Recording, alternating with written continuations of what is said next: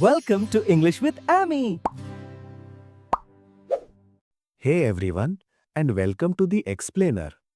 Today, we are going to jump into something super useful in English, the present continuous tense.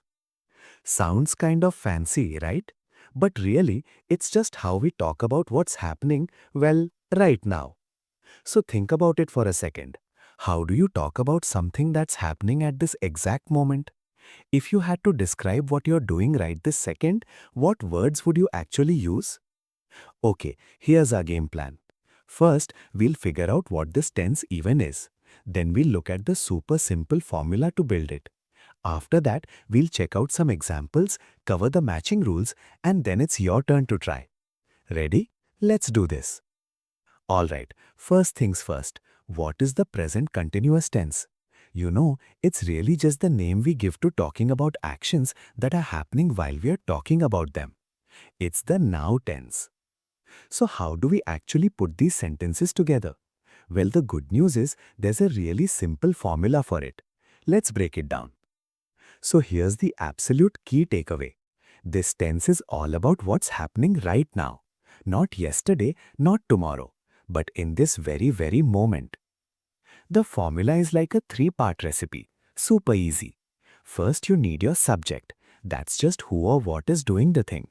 Then you need a little helping verb. That's going to be am, is or are. And finally, you take your main action word and just take ing on the end. That's the whole shebang. Let's look at an example. I am eating food. See how that works? I is the subject, am is our helping verb, and eat becomes eating. Put it all together and you know it's happening as we speak. Alright, enough with the theory, right? Let's see this thing in action with some real everyday examples. This is where it's all going to click, I promise. Okay, check this out. Simple, right? I am reading a book. The subject is I, so we use am. The action is read, so it becomes reading. Easy. And how about this one? She is playing cricket. Simple. Our subject is she, so the helping verb has to be is.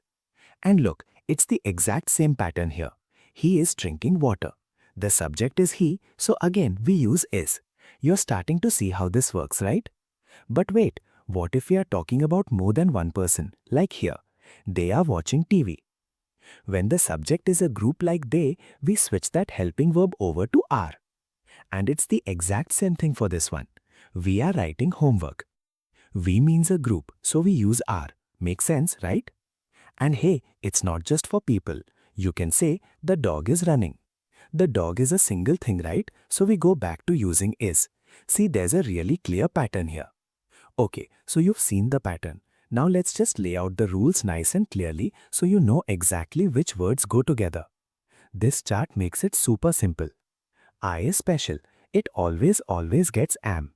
If you're talking about one person or thing, he, she or it, you're going to use is. And for pretty much everything else, like groups of people or when you're talking to someone, you, we, they, you use are. That's it. Those are all the rules you need. Okay, you've seen the formula, you've seen the rules. Now it's time to put it to the test. It's your turn to try. Let's do a couple of quick practice questions to make sure this all sticks. Alright, first one. How would you fill in the blank here?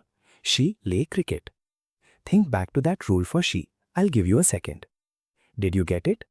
The answer is she is playing cricket. Of course, she goes with is and play becomes playing. Awesome job. Okay, ready for the next one? They watch TV. Now what was that rule for they? Yes, they are watching TV. They is a group, a plural, so we have to use are and watch becomes watching. You're getting the hang of this. Alright, last one for practice. I read a book. Remember, I is the special one. What does it get? And there it is. I am reading a book. Perfect. I always gets am. You've nailed it. So we've covered the basics and you did an amazing job. I'm going to leave you with one last question, and this one's just for you, using everything we just talked about. What are you doing right now? Seriously, try to answer it out loud and try to use this now tense a few times today. You'll be a pro in no time. Please comment your answer and see you tomorrow. Bye-bye.